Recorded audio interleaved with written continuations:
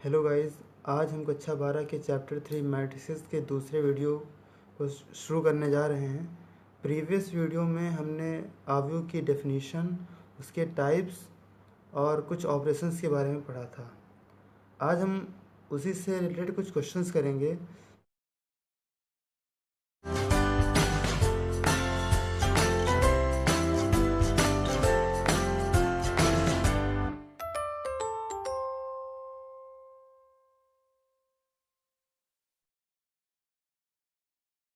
सबसे पहले हम एक एनसीईआरटी क्वेश्चन लेते हैं जो कुछ इस प्रकार से है कि एक 3x4 ऑर्डर की कोई मैट्रिक्स है, उसकी हमें रचना करनी है जिसके अवयव कुछ इस प्रकार से हैं। A I J equals to 1/2 mod of -3i + j mod क्रोज द्वारा प्रदत्त हैं।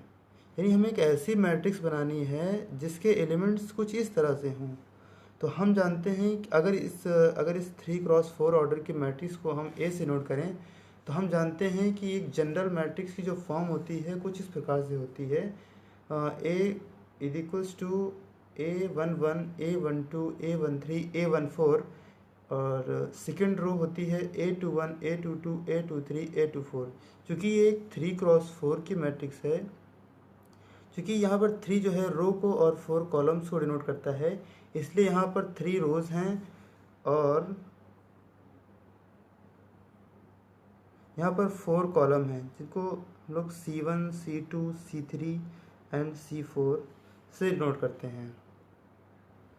तो हमें इसी तरह यहाँ से अगर हम चूँकि मेरे क्वेश्चन में दिया हुआ है कि A I J is equals to 1/2 mod of -3i + j, तो हम यहाँ पर अगर i और j की वैल्यू पहले एलिमेंट के लिए ले देखें तो i की वैल्यू भी 1 है और j की वैल्यू भी 1 है।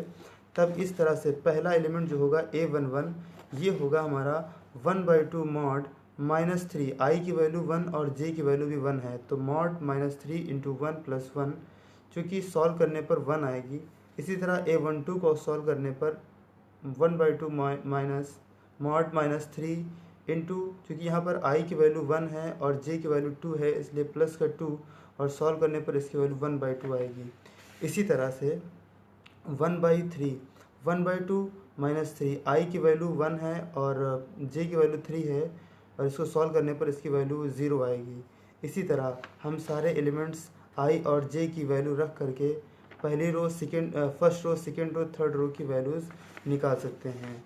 निकालने के बाद इन सारी वैल्यूज़ को हम लोग मैट्रिक्स ए में पुट करेंगे। जैसे कि हम लोग जानते हैं कि मैट्रिक्स ए जो हमारे कुछ इस तरह से है, A is equals to A11 A12 and so on. तो A11 की वैल्यू हमने ऊपर मैट्रिक्स में निकाली है कि A11 इज इक्वल्स टू 1 है। उसी तरह से A11 की वैल्यू यहाँ पुट करने पर, A12 की वैल्यू पुट करने पर, A13 एंड सो ऑन सारी वैल्यूज़ पुट करने पर हमें जो मैट्रिक्स मिलेगी वही हमारी रिकमेंडेड मैट्रिक्स होगी, जो कि एक 3x4 की मैट्रिक्स होगी। यही हमारा आंसर है। हम नेक्स्ट क्वेश्चन को सॉल्व करेंगे जो कि इस तरह है कि लगभग हर बार बोर्ड परीक्षा में पूछा जाता है इस तरह का क्वेश्चन, जिसमें दिया है कि x + y equals to 2 1 1 2 and second matrix दे रखी है 2x - 1 इक्वल्स टू 1 2 2 1। यहाँ पर हमें x और y की वैल्यू फाइंड करनी है। तो अगर हम पहली मैट्रिक्स x + y को a से डिनोट करें और 2x - y को b से डिनोट करें, तो मैट्रिक्स a व b को जोड़ने पर हम देखते हैं कि ये y इस y से कैंसिल हो जाता है और ये x 2x से मिलकर 3x बन जाता है। अब यहाँ पर मैट्रिक्स के एलिमेंट 2 + 1 = 3, 1 + 2 = 3 एंड 1 + 2 = 3 एंड 2 + 1 = 3 बन जाते हैं। हम देखते हैं कि इस मैट्रिक्स का प्रत्येक एलिमेंट 3 है, इसलिए यहाँ से 3 कॉमन ले लेते हैं और ये 3 इस 3 से कैंसिल आउट होकर यहाँ पर x की वैल्यू 1 1 1 बन जाती है। इसी प्रकार यहाँ पे x की वैल्यू इक्वेशन फर्स्ट में रखने पर a में रखने पर हम देखते हैं कि x, चूँकि हम जानते हैं कि इक्वेशन a जो है वो x + y = मैट्रिक्स 2 1 1 2 है। तो यहाँ पर जब x की वैल्यू पुट करेंगे और इसका हम इस तरफ भेजेंगे तो y = हमारी एक मैट्रिक्स y की वैल्यू आ जाएगी। y = सॉल्व करने पर, क्योंकि 2 - 1 = 1, 1 - 1 = 0, 1 - 1 = 0, 2 - 1 = 1। यहाँ पर देखने पर जहाँ पर प्रिंसिपल डायगोनल के एलिमेंट 1 हैं और लीडिंग सारे एलिमेंट जो हैं वो 0 हैं। यहाँ पर प्रिंसिपल डायगोनल के एलिमेंट 1 हैं, बाकी सारे एलिमेंट्स 0 हैं।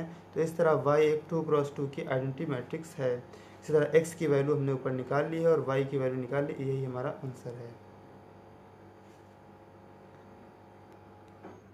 इसी सीरीज़ में आगे बढ़ते हुए हम नेक्स्ट क्वेश्चन की शुरुआत करेंगे, जो कुछ इस प्रकार का है कि एक मैट्रिक्स दे रखी है जिसके elements 2x + y, x - y, x - z, x + y + z के रूप के हैं, जो कि इक्वल है 10 मैट्रिक्स 10 - 1 2 8 के।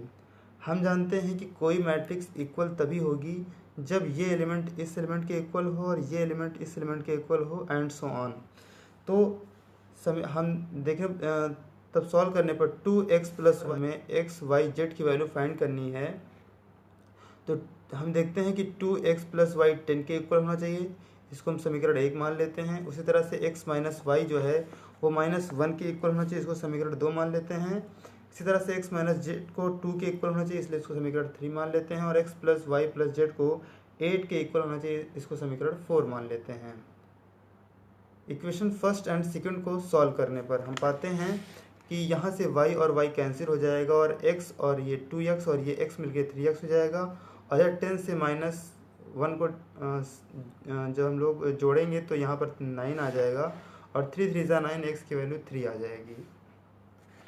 इस x की वैल्यू को हम समीकरण फर्स्ट या सेकंड कहीं पर ही पुट करेंगे। चलिए समीकरण फर्स्ट में पुट करते हैं, तो देखते हैं कि इसको सॉल्व करने पर y की वैल्यू 4 आती है। अब पुनः x का जो मान है वो समीकरण थर्ड में पुट करने पर, क्योंकि x - z = 2 है, जैसे यहाँ पर रखेंगे तो z की वैल्यू हमें मिल जाएगी जो कि 1 है। यही हमारा आंसर है। यहाँ पर हमें x का मान 3, y का मान 4 और z का मान 1 मिल चुका है।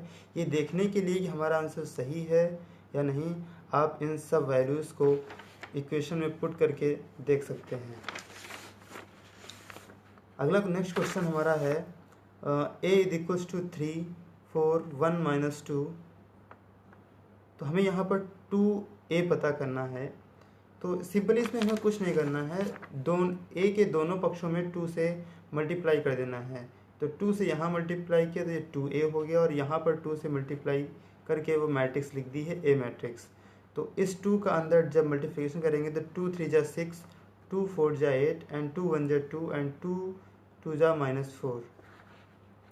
देखो हम देखते हैं कि यहाँ 2a एक मैट्रिक्स आती है जो कि जिसके एलिमेंट्स 6 8 2 -4 हैं, जिसका यही हमारा आंसर है। आज के लिए इतना ही।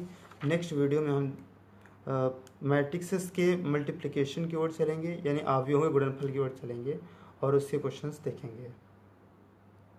आज के लिए इतना ही। Thank you.